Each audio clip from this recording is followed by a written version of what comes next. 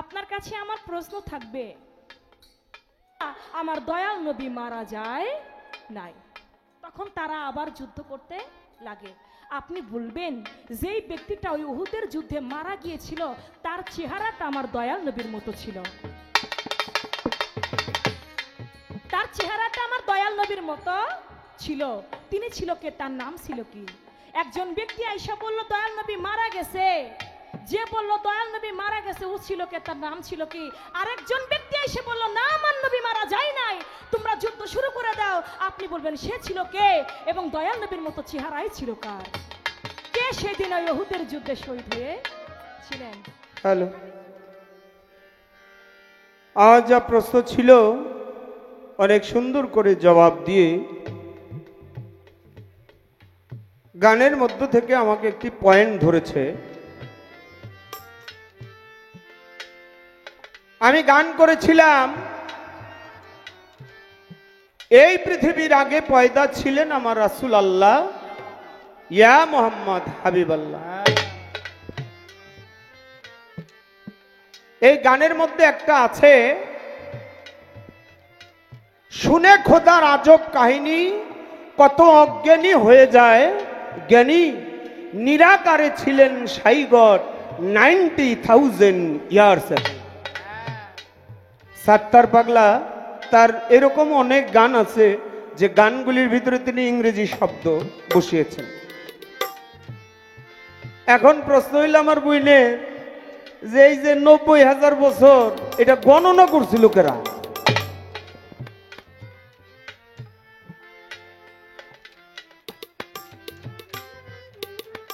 আমরা এই পৃথিবীর ভিতরে যাই পেয়েছি, আল্লাহর বাণী কোরআন, নবীর বাণী হাদিস, নবুয়ত, বেলায়েত, শরীয়ত, তরিকত, হাকিকত, মারফত, যাই বলে, ইসলাম, কালেমা, নামাজ, রোজা, হজ, যাকাত, সত্য, হারাম, হালাল, মাকরু, মোভা, যাই বলেন সব কিছুই আমার নবীর মাধ্যমেই পাইছি। পাইলাম কই? আমার নবী বলছে তাই পাইছি। নবী কি বলছে? হা হে হু তিনটি শব্দে এই পৃথিবী সৃষ্টি হয়েছে। হা হে হু, সেখানে কালাম ছিল 90,000, 60,000 হইল বাতুনি আর 30,000 হইল জাহেরি। 60,000 গুলি পাওয়া যাবে একমাত্র কামেল পীর এবং মুর্শিদের কাছে, আর 30,000 জাহেরি, উহা শরীয়তের মাধ্যমে প্রকাশ করা হয়েছে। এই পৃথিবীটা সৃষ্টি আরো 3টা শব্দে, আইজা, বয়জা, গেজা। 3 ভাবে জীব এবং মানুষ সৃষ্টি হয়। কিছু মানুষ সৃষ্টি হয় মানুষের যেটা সেটা মানুষের বীজ থেকে সৃষ্টি হয়। আদিপিতা আদম আলাইহিস সালাম তিনি কিন্তু বীজের সৃষ্টি না। আল্লাহ পাক মাটি দিয়ে বেহেশতের ভিতরে রাখলেন, রাখার পরে তার ভিতরে নিজের রূহ যখন ফুৎকার করলেন তখন সে জিন্দা হয়ে গেল এবং প্রাণ পাইল ফিরে। তখনই তিনি ভিতরে মায়া, মহব্বত, প্রেম, ইশক জাগ্রত হয়ে গেল।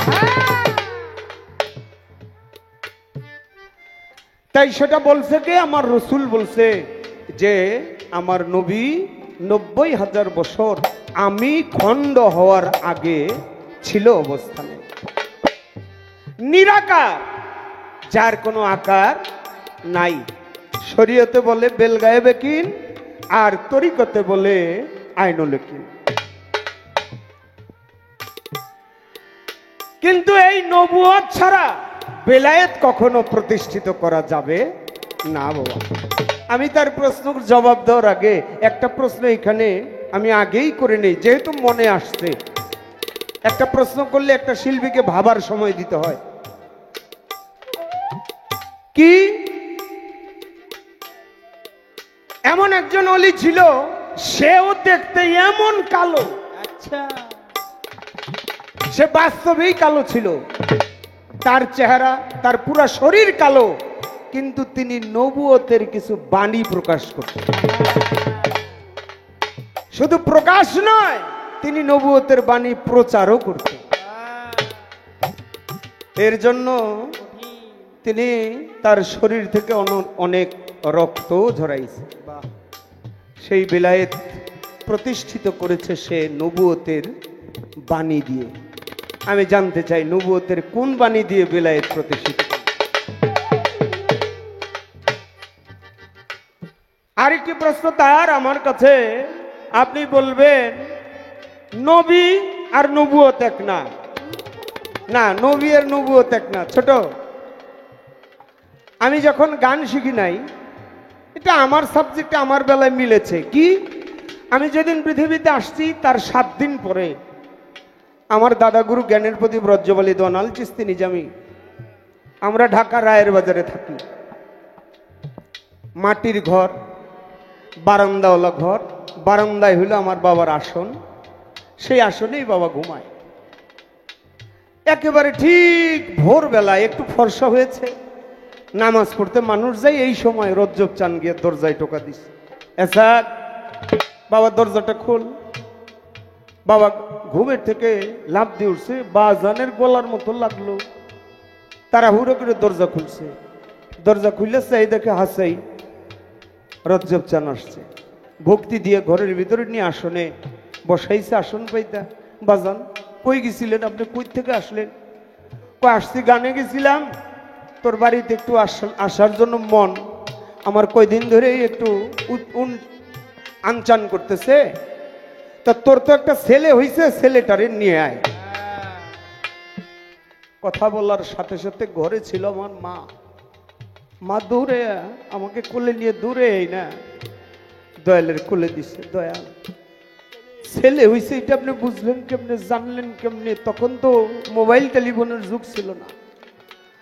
রজ্জব চান বলছে সময় নাই রে, বেশি কথা বলা যাবে না, আমার আবার গান আছে, চলে যাইতে হবে। ওরে তো তোর নাম রাখবি কোন, যে নামই রাখোস, আমি ওকে একটা নাম রেখে গেলাম।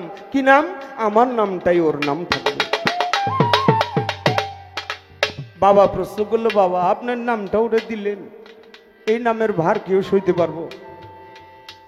আর এ কি গান গাইতে পারবো? আমার রজ্জব চান বলছে জীবনে এক পালা গান হইল গায়া, তারপরে যদি মরে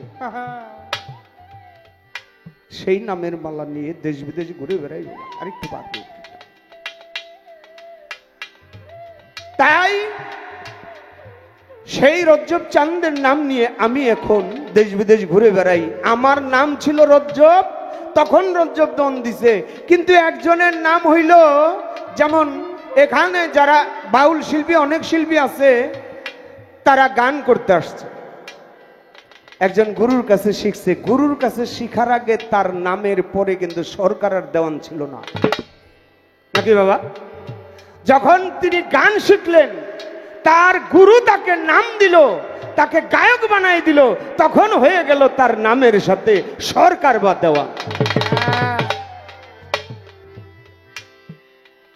তেমনি ভাবে যারা নবুয়ত পেয়েছে আমার রসুল ছাড়া, যারা নবুয়ত পেয়েছে, কিছু নবুয়ত পেয়েছে তারা এমনি স্রষ্টার তরফ থেকে নাজেল হয়েছে নবুয়ত, আর কিছু নবুয়ত পেয়েছে কর্মের মাধ্যমে। আমার রসুলের নবুয়ত এইটা সৃষ্টিতেই সৃষ্টি, নবুয়ত না থাকলে তারে নবী কয় কেমনে? একজন জজ যদি সে ওই পড়াশোনা করে জজ না হয়, তার নাম হইতে পারে হাকিম, কিন্তু তাকে জজ সাহেব বলে। কেন জজ সাহেব বলে? তিনি ওই পড়াশোনা করে ওখানে উত্তীর্ণ হয়েছে বিদায়ী তাকে জজ সাহেব বলে। নামের সাথে হাকিম, জজ, হাকিম উকিল, ওকালাতি পড়ছে বিদায়ী তাকে উকিল বলে। একটা গান রাখি, তারপরে তার বাকি কথা।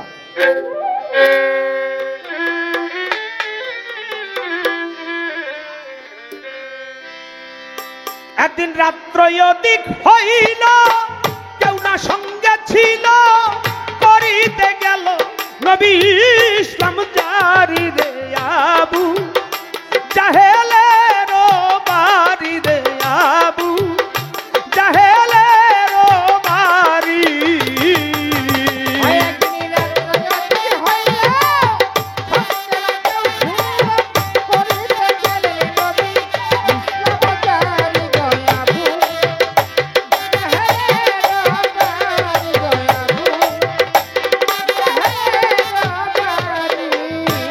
আসতে বাবা, দু একটা কথা বলি, মাঝে মাঝে খারাপ লাগে বাবা।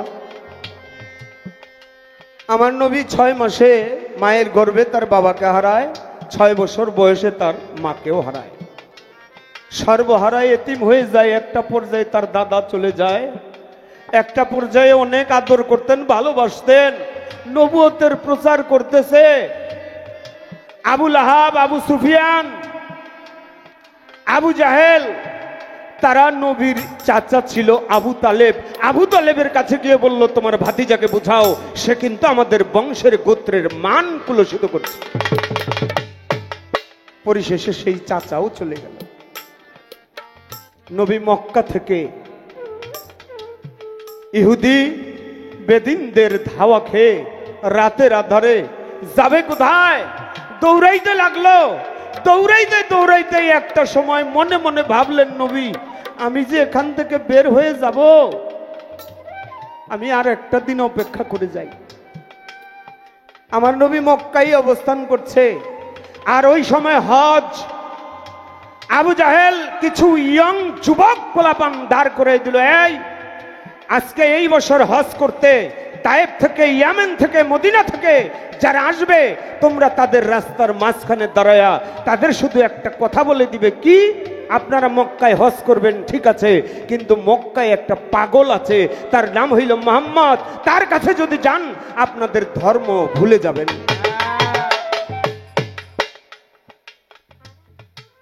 সবার ভিতরে একটা প্রশ্ন, কি মোহাম্মদ একজন পাগল, তার কাছে গেলেই আমাদের বাপ দাদার ধর্ম আমরা ভুলে যাব? সবাই হজ করছে। ইয়েমেনের কিছু লোক, মদিনার কিছু লোক দাঁড়ায় দাঁড়ায় কথা বলতেছে আর বলতেছে, আরে আমাদের হজ তো শেষ, চলো একটু যেই পাগলটার কথা বলছে পাগলটার কাছে গিয়ে দেখি পাগলটা কেমন। একজন ডাক দিয়ে জিজ্ঞেস করে, এই মোহাম্মদ পাগল, তার বাড়ি কোথায়? কাবা ঘরের পাশেই নবীর বাড়ি। বাড়ি দেখাই দিছে, ছোট্ট একটি কুড়ে ঘর, ছোট কুড়ে ঘর। ওই কুড়ে ঘরের দরজা দেওয়া, ভিতরেই আমার নবী। দরজায় গিয়ে লক করছে, ঘরে কেউ আছো? বের হও। দরজা খুলে আমার নবী বের হয়েছে। আপনারা কার কাছে এসেছেন, কোথা থেকে আসছেন? বলে আমরা হজ করতে আসছি, আমরা ইয়েমেন থেকে আসছি, আর ওনারা মদিনা থেকে আসছি। আমার নবী বলে, কথা হবে পরে, আগে ঘরে চলেন। ঘরে নিয়ে বসে কিছু খুরমা, খেজুর, কিছু ছাগলের উটের দুধ এনে তাদেরকে আপ্যায়ন করতে দিল। খান আপনারা। খাইয়া বলতেছে, খাইলাম তো, এখন মোহাম্মদ পাগল কোথায় আছে, তারে কোথায় গেলে পাবো? আমার নবী দরদর করে 2 চোখের পানি ছেড়ে দিয়ে বলে, যেই মোহাম্মদ পাগলকে আপনারা খুঁজতেছেন, আমি সেই মোহাম্মদ নামের পাগল। মদিনার লোক, ইয়েমেনের লোক, তারা বলতেছে, ওরে তোরা শোন, আমাদের এই বছরের হজটা বোধহয় আল্লাহ কবুল করবে। এইরকম মোহাম্মদ নামের পাগল, তার ধর্ম যদি, তার কালেমে যদি আমরা স্বীকার করি, চলো আমরা, আমাদের আল্লাহ যদি দোজখেও দেয় তাতে আমরা রাজি আছি। নবী ধাওয়া খাইয়া আবু সিদ্দিকের ঘরের সামনে যায়, যাইয়া বলে, আবু বকর বলতেছি তোমায়। ও আবু বকর, একটা ডাক দিছে, সাথে সাথে দরজা খুলছে। ইয়া রাসূলুল্লাহ, আপনি এসে গেছেন, আমি রেডি। নবী কই, তুমি রেডি মানে? আমি একটা ডাক দেওয়ার পরে তুমি দরজা খুলছো, তুমি কি ঘুমাও নাই? কই, নবী আমি আইস করতে না, আমি 40 রাত্র ধরে ঘুমাই না। কেন? আপনি 40 দিন আগে কোনো একটা মাহফিলে, দূরে দূরে দূরে, কথার ভিতরে বাজানো যাবে না, আর 40 দিন আগে কোনো একটি মাহফিলে আপনি বলছিলেন এই মক্কা থেকে আপনি একদিন চলে যাবেন, হিজরত করে মদিনায় চলে যাবেন। তাই সেদিন থেকে একটা রাতও আমি ঘুমাই না নবী। আমি যদি আপনি সফরের সঙ্গী না হইতে পারি, তাহলে যে আমি নিজেকে গুনাহগার করে ফেলব। সেদিন আবু বকর সিদ্দিককে সাথে নিয়ে নবী নবুয়ত প্রচার করতে করতে মদিনায় গেলেন। মদিনার থেকে যখন মক্কা বিজয় করে আসলেন, সেদিন আবু জাহেল ডাক দিয়ে কয়, মুহাম্মদ রে, তোর ধর্ম আমি স্বীকার করব যদি এইখানে এখন একটা গাছ তুই জন্মায়া দেখাইতে পারো। আমার নবী কয়, কি গাছ জন্মামু? কয়, আমি একটা খেজুর খামু, এই খেজুরটা বিচিটা ভালামু মাটিতে, এইটা থেকে যদি গাছ হয়, গাছ হয়ে যদি খেজুর ধরে, এটা আবার পাইকা যদি নিচে পড়ে, আমি খায়া দেখুম খেজুরের স্বাদ লাগেনি, তাইলে তোর নবুয়ত স্বীকার করুম। আমার নবী কয়, আল্লাহ করুম কি? কয়, দূর, আপনি খালি আঙ্গুল দিয়ে ইশারা দেন, বাকি কাম আমার। নবী ডান হাতের শাহাদাত আঙ্গুল দিয়ে ইশারা দিছে, সাথে সাথে একটা গাছ হয়ে গেছে, খেজুর গাছ। খেজুর গাছটা বড় হয়ে গেছে, সাথে সাথে খেজুর ধরছে, খেজুর পাকছে, পাইকা খেজুর নিচে পড়ছে। আবু জাহেল মুখে নিয়ে যখন চাবায় দেখে খেজুরের স্বাদ লাগে। আমার নবী কয়, চাচা কেমন লাগে? কয়, দূর, এখনো খেজুর হইল না, এটা খেজুরের স্বাদ না। তুমি যে একটা জাদুকর তার প্রমাণ পাইলাম। আমার নবী কয়, চাচা আজকে সন্ধ্যায় আপনি বাড়িতে থাকবেন না? কয়, আজকে সন্ধ্যায় আপনার সাথে আমি কথা বলবো। তাই নবী কি করলেন? গিয়া চাচা বলে ডাকিল, দরজা খুলে দিল, নবীকে বসাইল যত্ন করি। দরজা খুলে দিল, নবীকে বসাইল যত্ন করি।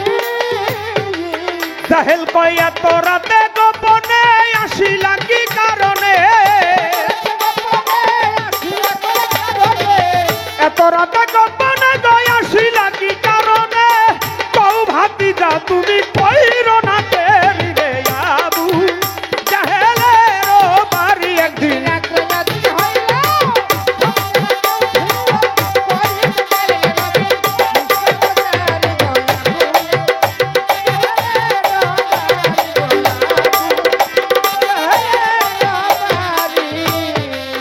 ভাতিজা মদ আছে তৈয়ারো, যত খাইতে পারো মজুদ রাখিব আমি জনম ভরি। ভাতিজা আরবের যত নারী দেখো পছন্দ করি, হাজির করিতে পারি পরমা সুন্দরী। ভাতিজা আরবের যত নারী দেখো পছন্দ করি, হাজির করিতে পারি পরমা সুন্দরী। ভাতিজা যদি বলো বাদশা হব, বাদশাই ছেড়ে দিব, তোমাকে তক্তে বসাবো প্রতিজ্ঞা করি।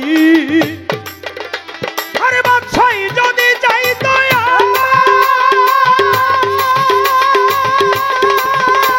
আমার দিনের পয়গম্বরে দুনিয়ায় পাহাড় পরিমাণ স্বর্ণ বানাই তো আমার আল্লাহ বড়। আরে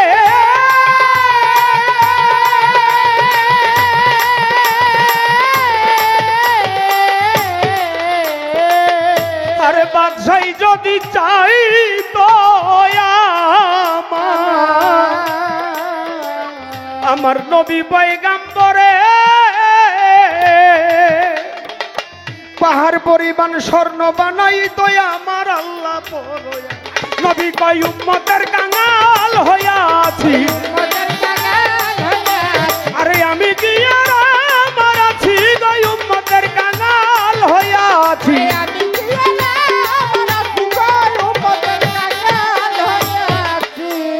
আমার নবী বলে, চাচাজি এসব দিয়ে করব কি? একটা কথা রাখেন চাচা, অনুরোধ করি। নবী বলে, চাচাজি এসব দিয়ে করব কি? একটি কথা চারেন রাখায় অনুরোধ করি। পরে লা ইলাহা ইল্লাল্লাহ মুহাম্মদ রাসূলুল্লাহ, পরে লা ইলাহা ইল্লাল্লাহ মুহাম্মদ রাসূলুল্লাহ, কলেমা পড়লে খুশি হই দেব পারি রে আবু জাহেলের বাড়ি।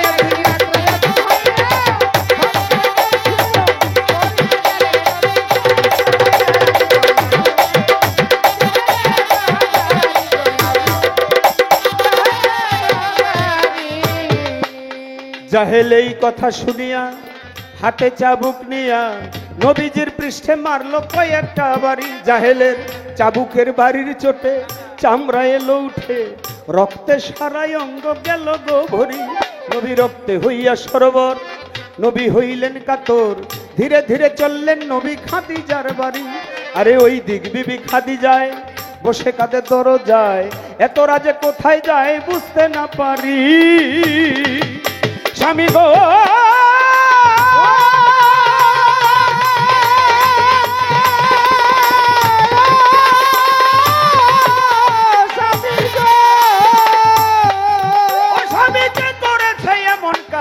বলেন স্বামী তাহার নাম, নবী বলে আবু জাহেল মাইরাতে বাড়ি।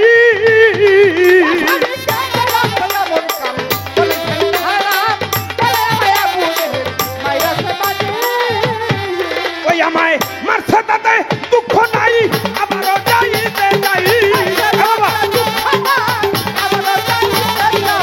মারছে তাতে দুঃখ নাই, আবারও যাইতে যাই।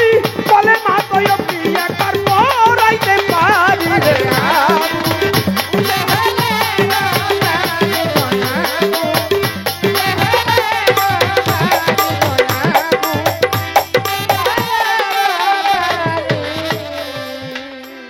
আরে আমার নবীজি রূপের খনি, নবী পরশমণি, ধৈর্য গুণের শিরোমণি, পরের কান্ডারি।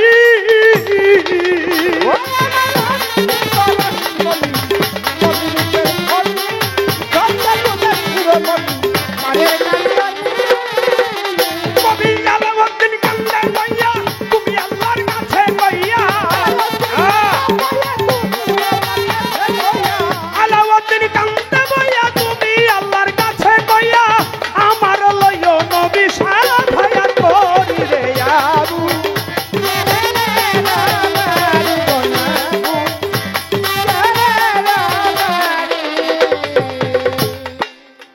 নবীর কথা শুনলে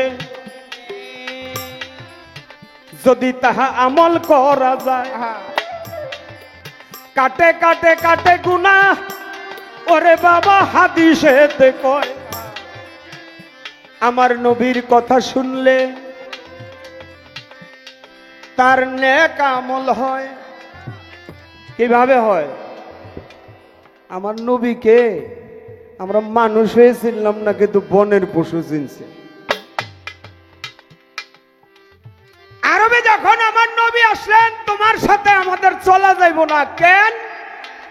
তোমার ধর্ম, আমাদের বাপ চাচার ধর্ম আমরা অমান্য করতে পারব না। কি করতে হইব? তুমি থাকতে পারবা মক্কায়, আমাদের কয়েকটা শর্ত যদি তুমি মানো। কি শর্ত দিবেন? শর্ত লিখলেন, লেখো মুহাম্মদের সাথে ব্যবসা করা যাবে না। লেখো মুহাম্মদের সাথে চলাফেরা করা যাবে না। মুহাম্মদের আত্মীয়র সাথে কোনো আত্মীয়তা করা যাবে না। এইভাবে 7-8টা শর্ত দিলেন। আমার আলী, মাওলা আলী লিখলেন, লেখা বলে নিচে দিয়ে স্বাক্ষর দেন। আমার মাওলা আলী লিখলেন মুহাম্মদ সাল্লাল্লাহু আলাইহি ওয়াসাল্লাম। তারা বলতেছে না, এই নাম লেখা যাবে না। কি নাম লিখতে হইব? বলে তোমরা লেখো আব্দুল্লাহ বিন মুহাম্মদ। আমার নবী কয়, আলী রে, ওরা যা কয় তাই মান। নিজে নিজে হাতে কলম নিয়ে লিখলেন আব্দুল্লাহ বিন মুহাম্মদ। এত বড় দয়ার নবী ছিল। আমার নবী গেছে 2012 সালে, আমি হজ করতে গিয়েছিলাম, উমরা হজে, আপনাদের দোয়ায়। আমার মেইন উদ্দেশ্যই ছিল হজের পরে আমার দয়াল নবীর মদিনা মনোহরায় গিয়ে দয়াল নবীর রওজাটা একটু দর্শন করব, সেখানকার ধুলা মাটিগুলি একটু গায়ে মাখবো। মদিনা মনোহরায় আমি যাব, তার আগে আমি ভাবলাম যে একটু তায়েবে যদি যাইতে পারি। এক বাঙালি ড্রাইভারকে ডাক দিছি, ভাই একটু তায়েব নিয়ে যাবেন। কয় না ভাই, আমি মানুষের গাড়ি চালাই, আমি যাব না তায়েব। কেন ভাই? কয় তায়েব গেলে একটা পাথর মেরে আমার গ্লাসটা ভেঙে দিলে আমি মালিকের কাছে জবাব দিতে পারবো না। তখন মনে পড়ে গেল আমার নবীকে যে পাথর মারতে মারতে শরীরের সমস্ত কিছু শেষ করে দিয়েছিল বেদিনরা। মায়েশা সিদ্দিকা একদিন বলেছিল, ইয়া রাসূলুল্লাহ, যখন জুব্বাটা খুলেছিল আপনার কি কোনোদিন বসন্ত হয়েছিল? নবী বলেন, না রে আয়েশা, কোনোদিন তো আমার বসন্ত হয় নাই। কই তাহলে আপনার শরীরের ভিতরে বসন্ত রোগের মতো এত দাগ দেখা যায় কেন? আমার নবী বলছিল, আয়েশা রে, আমি যেদিন তায়েব গিয়েছিলাম কলেমা প্রচার করার জন্য, তায়েববাসীরা বৃষ্টির মতো আমার গায়ে পাথর মারতে মারতে আমার দেহটা ক্ষত বিক্ষত করে ফেলেছিল। সেই পাথরের দাগগুলি আজও আমার শরীরের ভিতরে বিদ্যমান। তাই একটি গান আছে না, দয়ার নবী মায়ার নবী আমার, দয়ার নবী মায়ার নবী, কোথায় রইলে লুকাইয়া দেখা দেন গো দয়াল নবী, একবার আসিয়া দেখা দেন গো দয়াল নবী, অধম জানিয়া দয়াল নবী।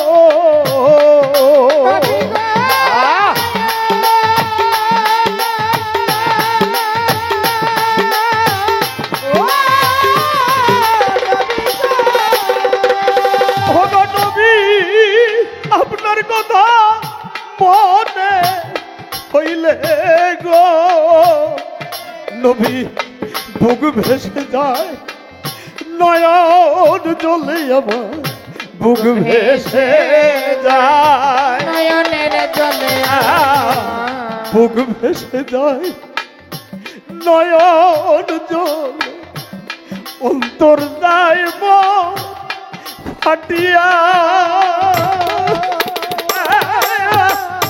দেখা দেন গো দয়াল নবী,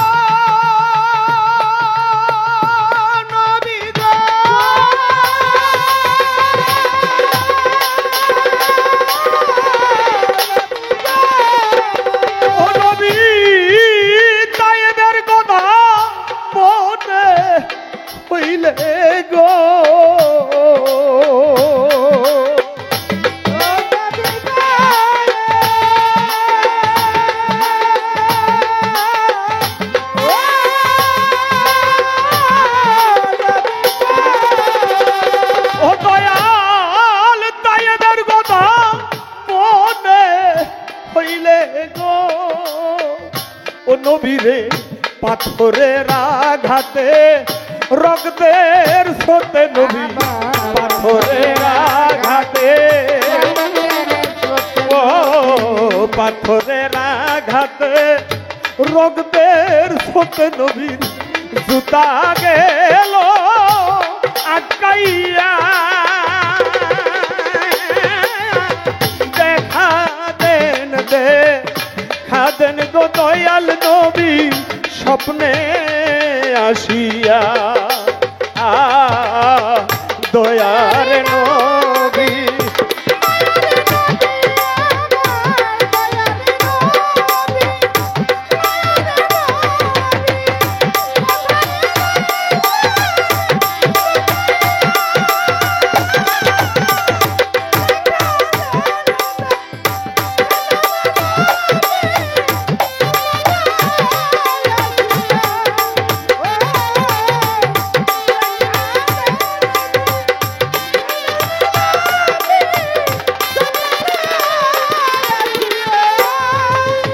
আল্লাহ পাক তার কোরআন শরীফের মধ্যে বলেছে, আমি এবং মুহাম্মদের মধ্যে তোমরা পৃথক করিও না। এই জন্য আমার নবী সৃষ্টিতে নূরের গিলাপ দিয়ে যখন তাকে ঢাকলেন, সেই নূরের গিলাপের ভিতরে তিনি জপতে ছিলেন লা ইলাহা ইল্লাল্লাহ, লা ইলাহা ইল্লাল্লাহ, লা ইলাহা ইল্লাল্লাহ। ৭০,০০০ বছর পরিশেষে খুশি হয়ে, নাই কোনো মাবুদ আল্লাহ ব্যতীত, পরিশেষে খুশি হয়ে আমার আল্লাহ তার নিজ জবান দিয়ে স্বীকার করলেন মুহাম্মাদুর রাসূলুল্লাহ। এই যে আমার আল্লাহ স্বীকারোক্তি দিলেন, তাকে রিসালাত দান করলেন, তাকে নবুয়ত দান করলেন কর্মে খুশি হয়ে। এটা আমার আল্লাহর পূর্ব পরিকল্পিতই ছিল। আমি সংক্ষেপে আপনার জবাব দিয়ে দিয়েছি। আপনার কাছে আগেই আমার একটা প্রশ্ন রাখা আছে, অবশ্যই সেই প্রশ্নের জবাব আপনি দিয়ে দিবেন। আর দয়ার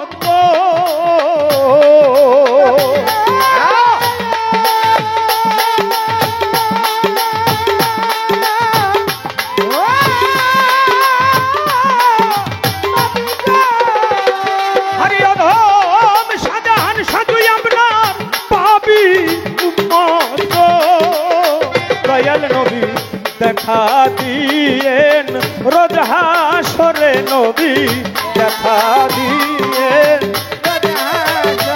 ও দেখা দিয়েন রোজ হাসরে আপনি নিজে আসিয়া দেখা দেন গো দয়ার নবী একবার আসিয়া। দয়ারে নবী মায়ার নবী আমার, দয়ারে নবী মায়ার নবী কোথায় রইলেন লুকাইয়া, দেখা দেন গো দয়াল নবী একবার আসিয়া। দেখা দেন গো দয়াল নবী স্বপ্নে আসিয়া। হ্যালো, ধন্যবাদ। আমার যে প্রশ্ন ছিল অত্যন্ত চমৎকার করে জবাব করেছেন। জবাব করে আমার কাছে আবারও আরেকটি প্রশ্ন রেখেছেন, নবুয়ত তিনি নবুয়তের সব কর্মই করেছেন। তিনি নবুয়তের কোন বাণী দিয়ে বেলায়েতকে তিনি জারি করেছেন, বেলায়েত করেছেন? তিনি কে? তিনি দেখতে তার সর্ব অঙ্গই কালো ছিল। তিনি ছিল কে? আমি জবাব করব। সাথে একটা কথা বলেছেন, নবুয়ত ছাড়া নাকি বেলায়েত প্রতিষ্ঠা করা যায় না। কথা ঠিক, তবে নবুয়ত যদি প্রতিষ্ঠা, এখন বর্তমানে যদি নবুয়ত প্রতিষ্ঠা করতে যান, বেলায়েতের মাধ্যম ছাড়া পারবেন না। বর্তমানে নবুয়ত প্রতিষ্ঠা করতে গেলে আপনার বেলায়েত ছাড়া নবুয়ত প্রতিষ্ঠা করা যাবে। তাই আমি একটি গান রাখি। প্রশ্ন করেছেন ভালো, আমি তার জবাব করব। আমার বেলায়েতের ইনসান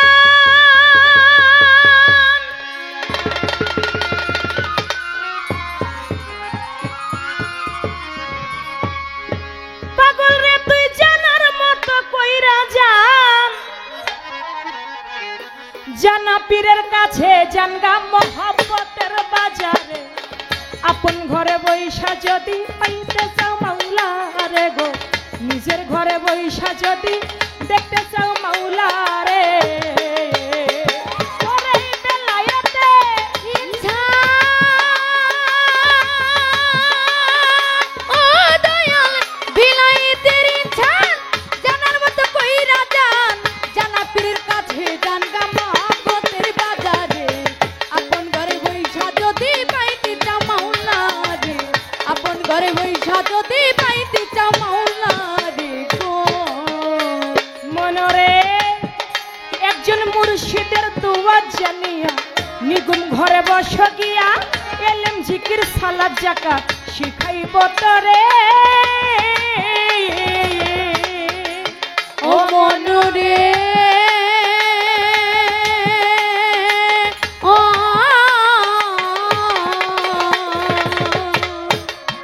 ওই একজন মুর্শিদের দোয়া জানিয়া নিগুম ঘরে বস গিয়া, এলেম জিকির সালাত যাকাত শিখাইব তরে। ও তোর পীর যদি মুকাম্মেল হয়, ওরে ও তোর পীর যদি মুকাম্মেল হয়, কামেল করবে নিশ্চয়। পীর যদি মুকাম্মেল হয়, কামেল করবে নিশ্চয়। পীর যদি মুকাম্মেল হয়, কামেল করবে নিশ্চয়। তাওহীদ তাওয়াক্কুল ঈমান জাগবে তোমার ভিতরে, নিজের ঘরে বৈশা যদি পাইতে চাও মাওলা রে গো, আপন ঘরে বৈশা যদি দেখতে চাও মাওলা রে। ওরে বেলায়েতের ইনসান, ও দয়াল বেলায়েতের ইনসান, জানার মতো কইরা যান, জানা পীরের কাছে জানগা মোহাব্বতের বাজারে, আপন ঘরে বৈশা যদি পাইতে চাও আল্লাহ রে, আপন ঘরে বৈশা যদি পাইতে চাও মাওলা রে গো। ও মনরে মনরে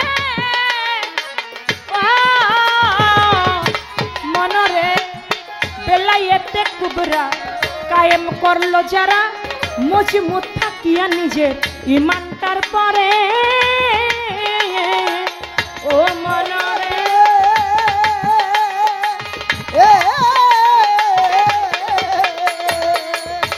ওরে বেলায়েতে কুবরা আমার তরিকার ভাই কায়েম করলো যারা, ওরে দেখো মজবুত থাকিয়া নিজে ইমানটার পরে। ওরে কাল ভয় তার চৈতন্য, এইভাবে কাল ভয় তার চৈতন্য, মানুষ নয় সে সামান্য। কাল ভয় তার চৈতন্য, মানুষ নয় সে সামান্য। কাল ভয় চৈতন্য, মানুষ নয় সে সামান্য। জন্ম ধন্য করছে গিয়া ওলি আল্লাহর কাতারে, নিজের ঘরে বৈশা যদি পাইতে চাও আল্লাহ রে গো, আপন ঘরে বৈশা যদি দেখতে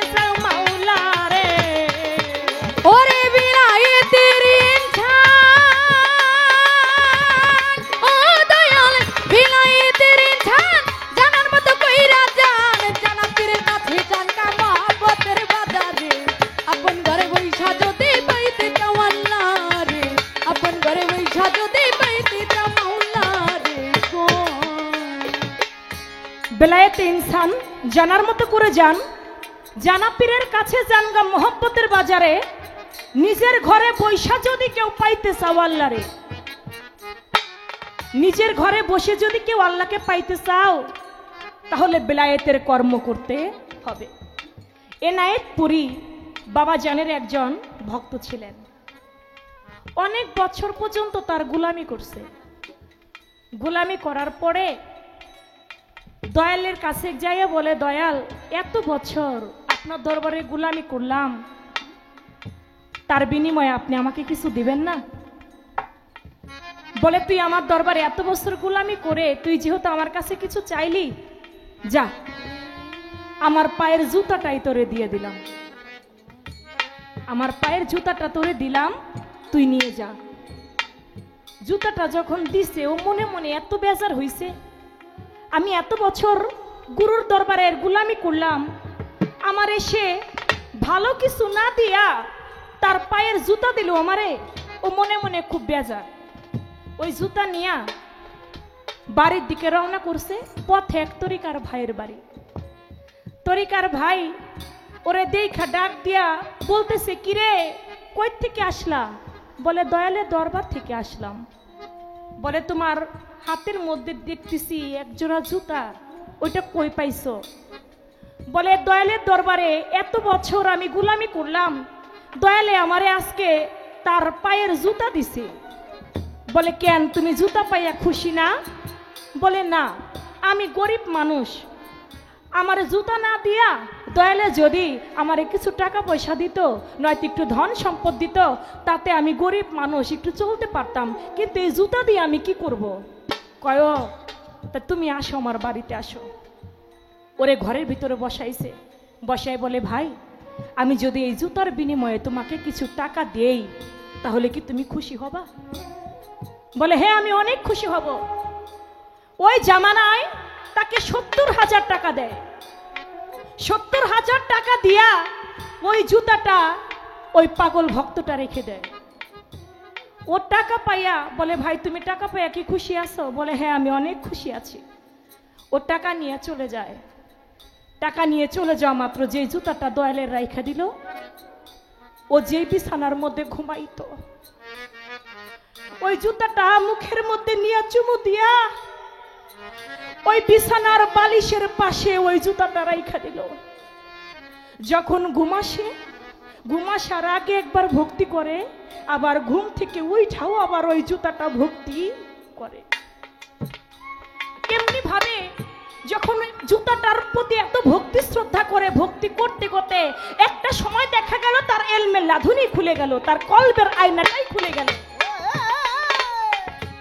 কলবের আয়না যখন তার খুলে গেল, তখন তার মধ্যে তুতা ময়না কথা বলতে লাগলো। ক্ষণেকের মধ্যে জানাজানি হয়ে গেল, তিনি কামলিয়াতি হাসিল করলো। তার দরবারেও মানুষ যাইতে লাগে, আসতে থাকে। তার দরবারটা প্রথমে একটা বাড়ি ছিল, সেই বাড়ি থেকে আস্তে আস্তে অনেক বড় দরবারে উপনীত হয়ে যায়। তার কাছে হাজার হাজার মানুষ মুরিদ হয়। একদিন মনে মনে চিন্তা করে, আমার ভাই আমারে 70,000 টাকা দিল জুতা রাইখা দিয়া, দেখি তো আমার ওই ভাই কেমন আছে। গেল ওই ভাইয়ের বাড়িতে, যাইয়া দেখে ভাইয়ের বাড়িতে বিরাট গেট, হাজার হাজার মানুষের খানাপানা সেই দরবারের মধ্যে চলতে থাকে। এই দৃশ্য দেখা বলে, কিরে ভাই তোমার দরবারে হাজার হাজার ভক্ত, এত ভক্ত কিসের জন্য? বলে, এরা সবাই আমার মুরিদান ভক্ত। বলে, তুমি কেমনে কি হাসিল করলা? বলে, তোমার কাছ থেকে তুমি গুরু তোমাকে জুতা দিয়েছে বিধায় তুমি সেই জুতাটা নেও নাই, তুমি অবহেলা করেছো। জুতার বদলে তুমি টাকাকে মহব্বত করেছো, কিন্তু সেই টাকা পাইয়া তুমি কি পাইছো ভাই? বলে, আমি সেই টাকা নিয়ে আমি বাড়িতে কিছু জমি কিনি, সেই জমি থেকে ভেবেছিলাম আমি লাভবান হব, কিন্তু লাভবান তো দূরের কথা, আস্তে আস্তে এখন আমি পথের ফকির হইয়া গেছি। কিন্তু তুমি কেমনে? বলে, তুমি আমারে যে দয়ালের জুতাটা দিছিলা, তুমি জানো আমি ওই জুতাটাকে সদাই সর্বদাই মহব্বত করেছি। আমি যখন শুয়েছি তখন চুম্বন করে শুয়েছি, আমি যখন ঘুম থেকে উঠেছি তখনও আমি সেই জুতাটা চুম্বন করে আমি ঘুম থেকে উঠেছি। দয়ালের জুতার রহমতেই আজকে আমি কামলিয়াতি লাভ করেছি। মুর্শিদের দেওয়া যদিও সেটা ক্ষুদ্র হয়, ক্ষুদ্র থেকে বৃহত্তমের সৃষ্টি হয়। যদি কেহ সেই দয়ালের মহব্বত অন্তরে রেখে তার অনুকরণ অনুসরণ করতে পারে, তার দেওয়া বাক্য যদি কেহ হাসিল করতে পারে, তাই বলেছে মুর্শিদের তুয়াজা নিয়া নিগুম ঘরে বসো গিয়া, তোমারে এলেম জিকির সালাত জাকাত শিখাইব তোরে। তোর পীর যদি মুকাম্মেল হয়, তোরেও কামেল করবে নিশ্চয়। তাওহীদ তাওয়াক্কুল ঈমান তখন জাগবে তোমার ভিতরে।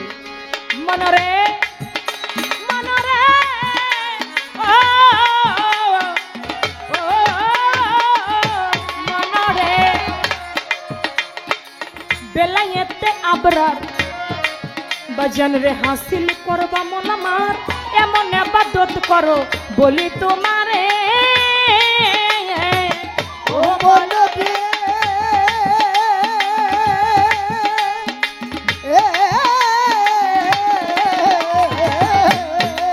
ওরে আমার বেলায়েতে আবরার হাসিল করবা মন আমার, এমন ইবাদত করো আমি বলি তোমারে। যেমন আল্লাহরে তুমি দেখতেছো, ওরে যেমন আল্লাহরে তুমি দেখতেছো, দেখা নামাজ পড়তেছো। আল্লাহরে তুমি দেখতেছো, দেখা নামাজ পড়তেছো। আল্লাহ তুমি দেখতেছো, দেখা নামাজ পড়তেছো। ওই রূপ যদি না পারো যেন আল্লাহই দেখে তোমারে। নিজের ঘরে বৈশা যদি পাইতে চাও আল্লাহরে গো, আপন ঘরে বৈশা যদি দেখতে চাও মাওলারে। ওরে দয়াল বিলায়েতের ইনসান, ও দয়াল বিলায়েতের ইনসান, জানার মতো কইরা যান, জানা পীরের কাছে জানগা মহব্বতের বাজারে। আপন ঘরে বৈশারে যদি পাইতে চাও আল্লাহরে, আপন ঘরে বৈশার যদি পাইতে চাও মাওলারে গো। মনরে খুদার রহমত তার নেয়ামত সহি শুদ্ধ ইবাদত করো আমার তুতা পাখি বলি তোমারে। ও বলবে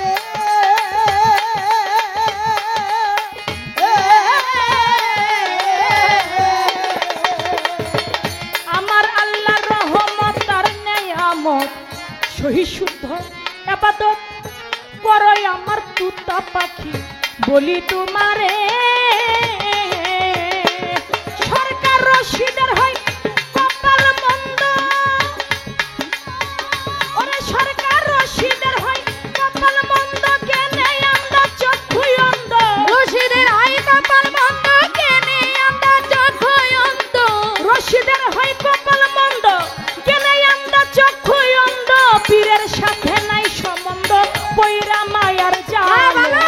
আপন ঘরে বৈশা যদি দেখতে চাও মাওলারে গো, আপন ঘরে বৈশা যদি পাইতে চাও আল্লাহরে। ওরে দয়াল বিলায়েতের ইনসান,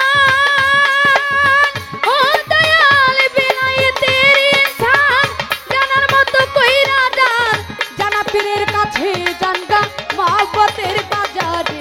আপন ঘরে বৈশারে যদি পাইতে চাও আল্লাহরে, আপন ঘরে বৈশারে যদি পাইতে চাও মাওলারে গো। যেইভাবে তে প্রশ্ন করে ধর্মরাজা সরে, ভুলি নাই কথা আমার মনে পড়ে। ধন্য বাপের পুণ্য বেটাই আমি ধন্যবাদ দেই তারে, যেইভাবে দেই আমার কাছে জিজ্ঞাসা করে। এমন একজন নবুয়তধারী লোক ছিল এই ভব সংসারে। নবুয়তের সকল কর্ম তিনি করতেন দুনিয়ার ভিতরে। নবুয়তের কর্ম করে নবুয়তের বাণী দিয়া বেলায়েত প্রতিষ্ঠিত হয়। বলো বলো চন্দ্র সরকার সেই ব্যক্তি কোন জন হয়? সে কে? তিনি ছিল কুৎসিত কালো, যার পা থেকে মাথা পর্যন্তই কালো ছিল। তিনি ছিল কে? যার নাম ছিল হযরত বেলাল। হযরত বেলাল, যার পা থেকে মাথা পর্যন্ত সর্বাঙ্গেই কালো ছিল। ওই হযরত বেলাল বাবা নবীর প্রেমে পাগল ছিল। হাজবির বাড়িতে দাস হিসাবে বিক্রি হয় হযরত বেলাল, কিন্তু তিনি তো ছিল ইহুদি, নবীর কথা শুনতে পারত না। কিন্তু হযরত বেলাল তিনি নবী ব্যতীত কোনো কিছুই বুঝতো না। তিনি সদা সর্বদাই শুধু দয়াল নবী বলে কান্না করতেন। দয়াল নবীর কালেমা শুধু তিনি পাঠ করতেন। এই দৃশ্য দেখে ওই ইহুদি হযরত বেলালকে তার গায়ের চামড়া বাবা উঠাই নিয়ে গেল। ওই গায়ের চামড়া কাইটা তারে টুকরা টুকরা করলো। গানের মধ্যে আছে, মানকুল মান ত্যায্য করে মরণের ভয় করে না, মানকুল মান ত্যায্য করে মরণের ভয় করে না। আল্লাহর প্রেমের, নবীর প্রেমের, মুর্শিদ প্রেমে, দয়াল প্রেমের ভাবুক ভাবে যেই জনা, দয়াল প্রেমের প্রেমিক ভাবে যেই জনা। মানকুল মান ত্যায্য করে মরণের ভয় করে না, মানকুল মান ত্যায্য করে মরণের ভয় করে না। দয়াল প্রেমের প্রেমিক ভাবে যেই জনা, দয়াল প্রেমের প্রেমিক ভাবে যেই জনা। মনসুর হেল্লাস প্রেমিক ছিল ও জগতে আইনা হক নাম মুখে নীল গো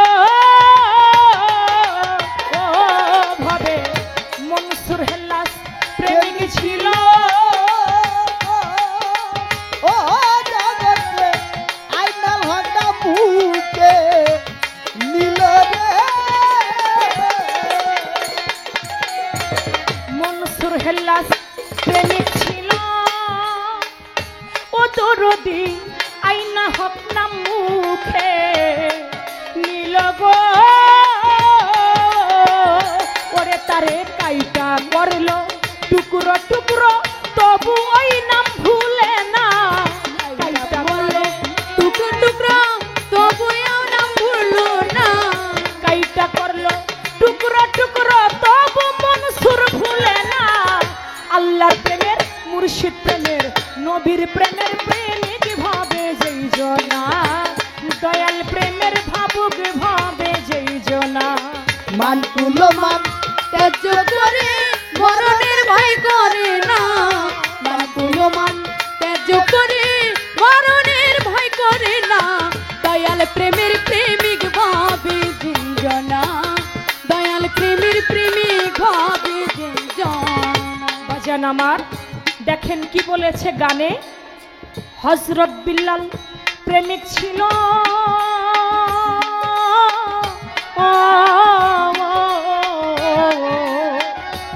এইভাবে হযরত বিল্লাল প্রেমিক ছিল। ওরে আমার নবীর প্রেমে পাগল হইল রে। ও আমার হযরত বিল্লাল প্রেমিক ছিল। ও জগতে নবীর প্রেমে পাগল ছিল রে। ওরে বারে হযরত বিল্লাল প্রেমিক ছিল। ওরে দয়াল নবীর প্রেমে পাগল হইল রে। বিল্লালের গায়ের চামড়া কাইটা নিল, তবু ওই নাম ভুলে না। গায়ের চামড়া কাইটা নিল তবু ওই নাম ভুলে না। হযরত বিল্লালের নবীর প্রেমে প্রেমিক ছিল। হযরত বিল্লাল প্রেমিক ছিল, নবীর প্রেমে পাগল হইল, তার গায়ের চামড়া কাইটা নিল, তবু ওই নাম ভুলে না, তার গায়ের চামড়া পর্যন্ত কেটে নিয়েছিল, তবু ওই নাম হযরত বিলাল তিনি ভুলেছিল না। তিনি ছিল কে, কোন বেলায়েতের অধিকারী? তিনি ছিল আশিকি পাগল, আশিকি বেলায়েতের অধিকারী। তাই দেখেন তিনি এমনই দেওয়ানা ছিল। আমার দয়াল নবী যখন এ ধরাধাম ছেড়ে চলে যায়, হযরত বিলাল সহ্য করতে না পেরে তিনি মদিনা ছেড়ে চলে যান। এদিকে আমার মা ফাতেমা সংবাদ পাঠায় যে হযরত বিলালকে যদি তোমরা কেউ দেখো তাহলে বইলো আমি ফাতেমা তাকে ডেকেছি। কতদিন হয়ে গেল এই মদিনায় হযরত বিলালের করুণ সুরের আজান পড়ে না। আমার বাবা হযরত বিলালের আজান অনেক পছন্দ করত। তোমরা যদি কেউ হযরত বিলালকে দেখো তাহলে পাঠিয়ে দিও। হযরত বিলালের কাছে যখন সংবাদ যায়, সংবাদ শুনে 3 মাস পরে হযরত বিলাল ছুটে আসে মদিনায়। আমার মা ফাতেমার সঙ্গে দেখা। বলে ফাতেমা তুমি আমাকে ডেকেছো? বলে হ্যাঁ। বলে কতদিন হয়ে গেল বিলাল, মদিনায় তোমার আজানের সুর শুনি না।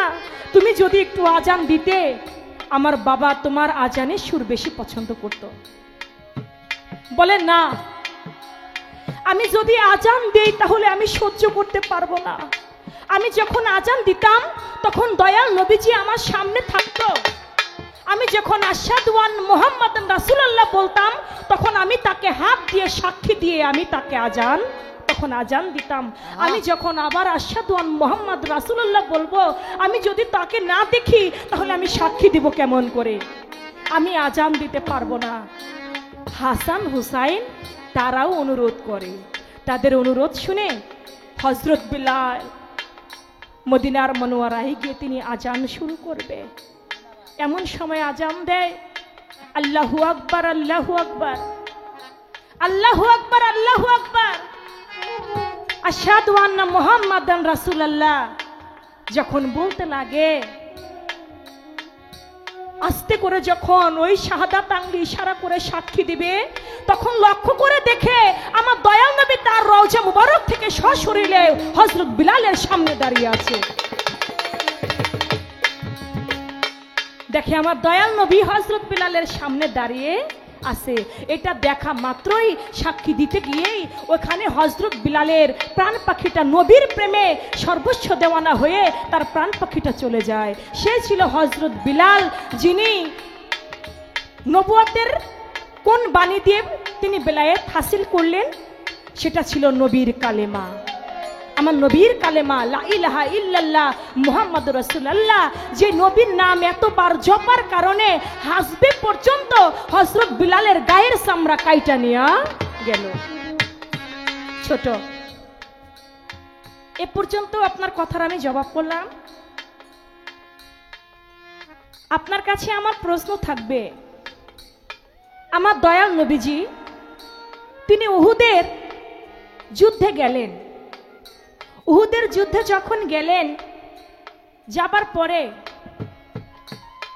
এক লোক দৌড়ায় যায় বলতেছে, এই তোমরা যার জন্য দয়াল নবীর জন্য তোমরা যুদ্ধ করতে উহুদের মাঠে আসছো, তোমরা যার জন্য যুদ্ধ করতে আসছো সে আর নাই, সে তো মারা গেছে। বলা মাত্রই কিছু লোক চলে যাইতে লাগলো। আবার আরেকজন লোক দৌড়াই এসে বলে, না তোমরা যুদ্ধ ছেড়ে যাও না, আমার দয়াল নবী মারা যায় নাই। তখন তারা আবার যুদ্ধ করতে লাগে। আপনি বলবেন যেই ব্যক্তিটা ওই উহুদের যুদ্ধে মারা গিয়েছিল তার চেহারাটা আমার দয়াল নবীর মতো ছিল, তার চেহারাটা আমার দয়াল নবীর মতো ছিল। তিনি ছিল কে? তার নাম ছিল কি? একজন ব্যক্তি আইসা বলল দয়াল নবী মারা গেছে। যে বলল দয়াল নবী মারা গেছে ও ছিল কে? তার নাম ছিল কি? আরেকজন ব্যক্তি এসে বলল না আমার নবী মারা যায় নাই, তোমরা যুদ্ধ শুরু করে দাও। আপনি বলবেন সে ছিল কে এবং দয়াল নবীর মতো চেহারাই ছিল কার? কে সেদিন ওই উহুদের যুদ্ধে শহীদ হয়ে ছিলেন? এখানে ছোট একটা প্রশ্ন আপনার কাছে রইল, আপনার কাছে আরেকটু হাকিকত জানবো। উহুদের যুদ্ধে আপনারা জানেন আমার দয়াল নবী তিনি মার খাইলেন, তার দন্ত মোবারক শহীদ হইয়া গেলেন। আপনি বলবেন, একদিন আমার দয়াল নবী একটা সামার মজলিসে জিকির করতে লাগলেন।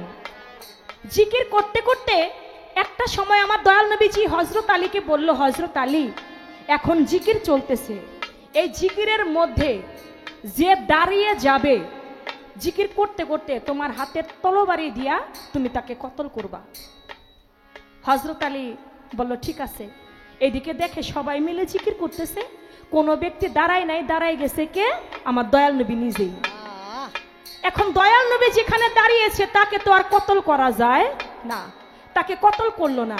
না করাতে আমার দয়াল নবী ধ্যান ভগ্ন হলেন। তখন বলল, হযরত আলী, এই সামার মজলিসে জিকির করতে করতে কেউ কি দাঁড়িয়েছিল? বলে, কেউ দাঁড়ায় নাই হুজুর, আপনি নিজেই দাঁড়াইছিলেন। বলে, তাহলে তুমি আমাকে তলবারি দিয়ে কতল করো নাই? বলে, না, যে না হইলে দুনিয়ার কোনো কিছু হইতো না। আমি হযরত আলী তার গায়ে কেমন করে তলোয়ার চালাই? বলে, না, আমার থেকে আমার হুকুম বড়, তুমি কেন আমার হুকুম পালন করলে না?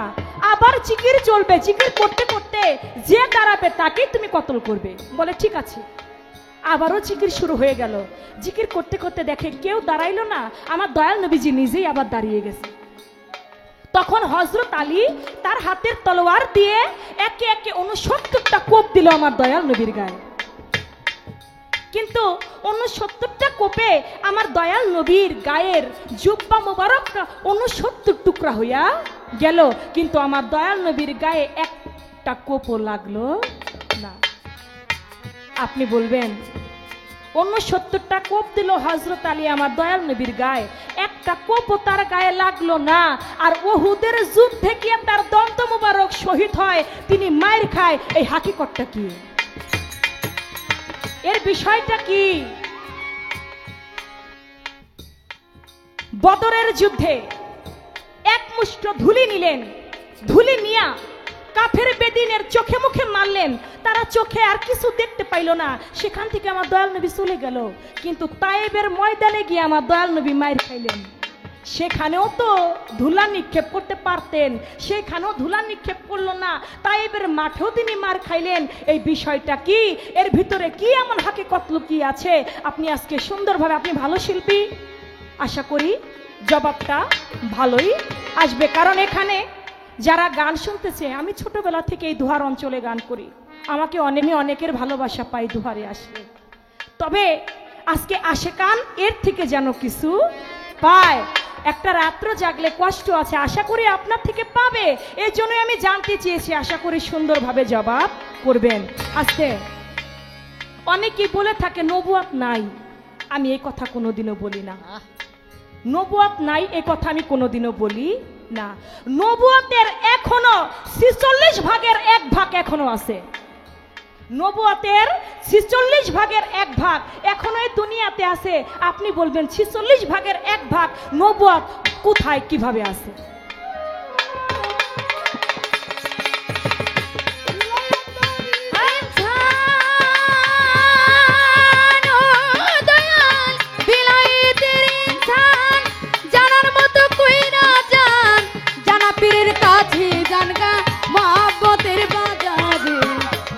ঘরে বৈশারে যদি পাইতে চাও আল্লাহ রে, আপন ঘরে বৈশারে যদি পাইতে চাও মাওলা রে। ওরে আমার বেলায়েতের ইনসান, ওরে আমার বেলায়েতের ইনসান, জানার মতো কইরা যান, জানা পীরের কাছে রে জানেগা মহব্বতের বাজারে। আপন ঘরে বৈশা যদি পাইতে চাও মাওলা রে, নিজের ঘরে বৈশারে যদি কেউ পাইতে চাও মাওলা রে, আপন ঘরে বৈশা যদি কেউ দেখতে চাও মাওলা রে।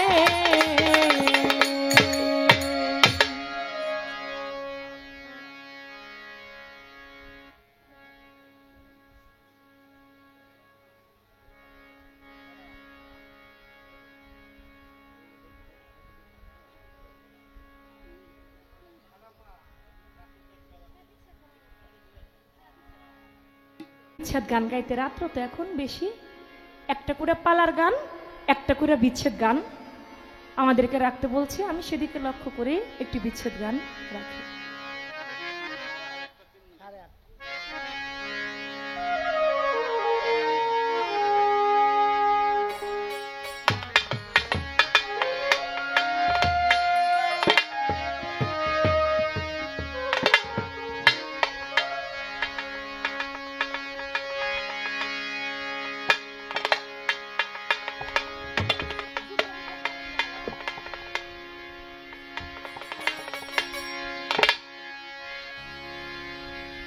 যার লাগিয়া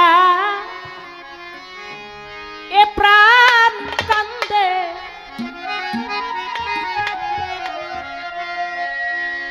আমার কান্দে দুই আখিয়া,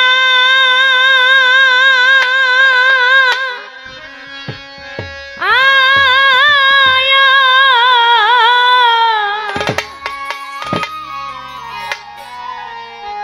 ভবে সে কি কান্দে আমার গিয়া, ওরে ভাবে সে কি কান্দে আমার গিয়া রে।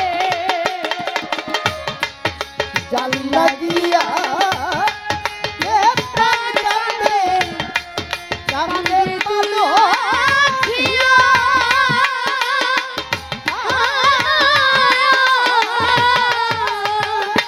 এই ভাবে সে কি কান্দে আমার গিয়া রে, ওরে সে কি কান্দে আমার গিয়া রে। আজ আসবে কাল আসবে বলে গেল, দিনের পরে মা আয়া, ওরে আমার মাস পেরিয়ে বছর গেল তবু নিল না তালাশ দরদি। আজ আসবে কাল আসবে বলে দিনের পরে মা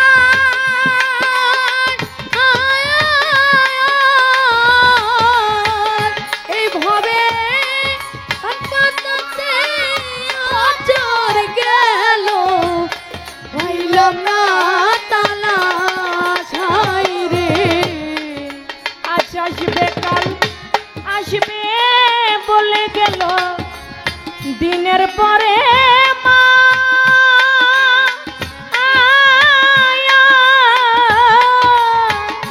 ওরে আমার মাস পেরিয়ে বছর এলো তবু নিল না তালাশ, ওরে আমার ভাঙলো বুঝি সুখের বিলাস, ভালো বুঝি সুখের বিলাস, ভাঙলো বুঝি সুখের বিলাস, নিঠুর দরদিয়া সে কি কান্দে আমার গিয়া রে, ওরে ভাবে সে কি কান্দে আমার গিয়া রে।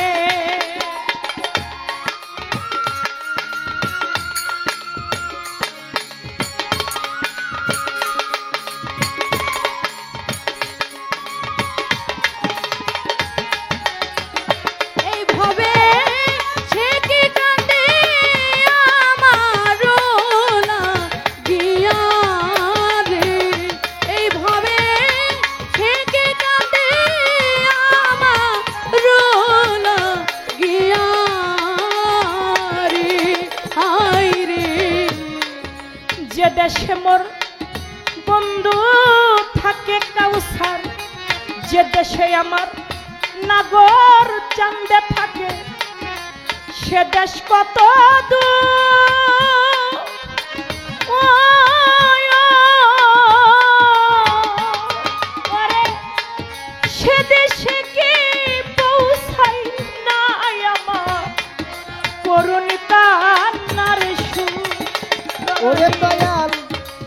যেই দেশে মোর বন্ধু থাকে সেই দেশ কত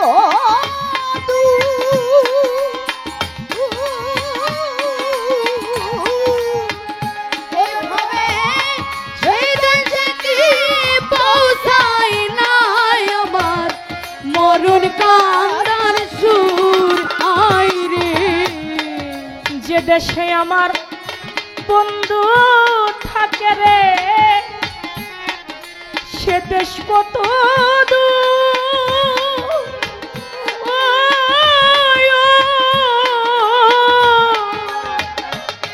ওরে, সেই দেশে কি পৌঁছাই নাই আমার করুণ কান্নার সুর। ওরে, কেমনে হইল এত নিঠুর, কেমনে হইল, কেমনে হইল সে এত নিঠুর, পাইলাম না খুঁজিয়া রে। সে কি কান্দে আমার লাগিয়া রে।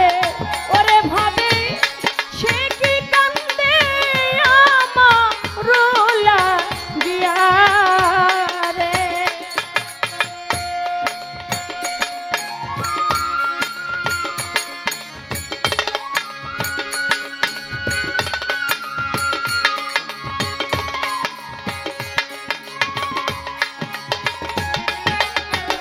এইভাবে সে কি কান্দে আমার লাগিয়া রে। এইভাবে সে কি কান্দে আমার লাগিয়া রে আই রে। যার লাগিয়া তেজিলাম কুলো মানুষে ভালোবাসে খুব। ওই ও, আমার ভালোবাসার কুল ভাঙ্গিয়া রে অকুলে দেই ডুব দরদি। লাগিয়া